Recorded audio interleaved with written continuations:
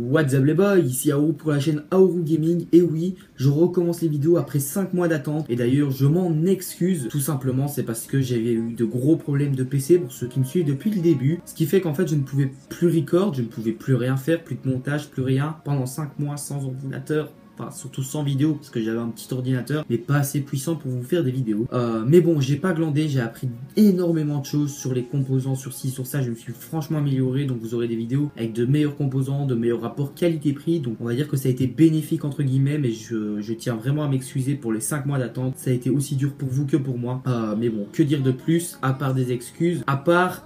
Recommençons les vidéos, donc on se dit à tout de suite pour un PC gamer aujourd'hui à 500 €. On va partir pour ces mois-ci, on va vraiment partir dans des configs vraiment pas chers, des budgets très serrés parce que pour recommencer les vidéos, j'ai dû vraiment prendre une config pas cher qui fait vraiment bien son taf. Pour vous dire, j'ai à peu près payé ça 150 €. J'ai acheté que le processeur, carte mère, RAM, parce que j'avais déjà le reste, mais ça m'a fait vraiment un PC très puissant qui me permet de vous faire des vidéos maintenant. Donc merci à toi, ma petite bécane. Donc on se retrouve directement pour les composants. À tout de suite.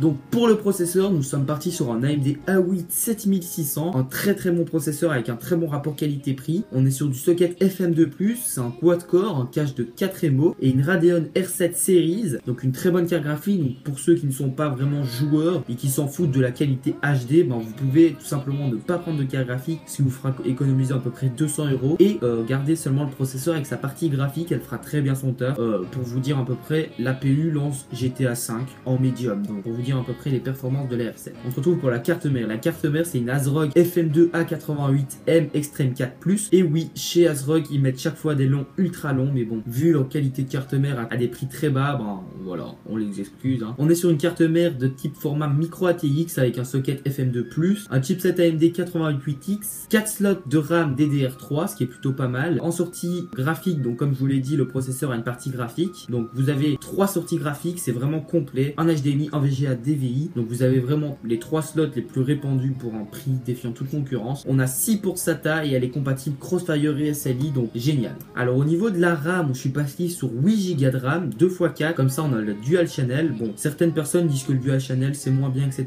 Tout simplement, pour pas plus cher, vous avez plus puissant, donc je vous conseille vraiment de partir sur du dual channel, même si vous avez une config à très bas prix. Alors on est sur du 15/9 avec un PC 12800 et on est sur des Crucial balistiques. Pour ce qui est de la carte graphique, je suis parti sur la MSI GTX 950. On a 2 Go de GDDR5. En sortie, on a un DVI, un HDMI et 3 DisplayPort. Une très belle carte graphique avec un design vraiment bien forcé. Une GTX 950, ça permet de vous lancer à peu près tous les jeux. Pas en ultra, mais bon, à ce prix-là, 500 €, lancer tous les jeux dans de très bonnes conditions. Que demander de plus Pour le disque dur, ben, j'ai pas été chercher très loin. On est sur du 1 Tera, un Seagate Barracuda. Vous le connaissez tous, 7200 rotations par minute, 60 km de cache, un très bon disque dur, on ne le présente même plus. Pour l'alimentation, on a pris du 500 watts, c'est vraiment élevé comparé à la puissance, mais bon, si vous voulez faire du Crossfire ou mettre une très grosse carte graphique AMD par exemple dessus, du 500 watts c'est parfait. On a une alimentation PC certifiée 80+ bronze. Le seul point négatif c'est qu'elle est non modulaire, mais bon, à ce prix là on cherche pas la modularité.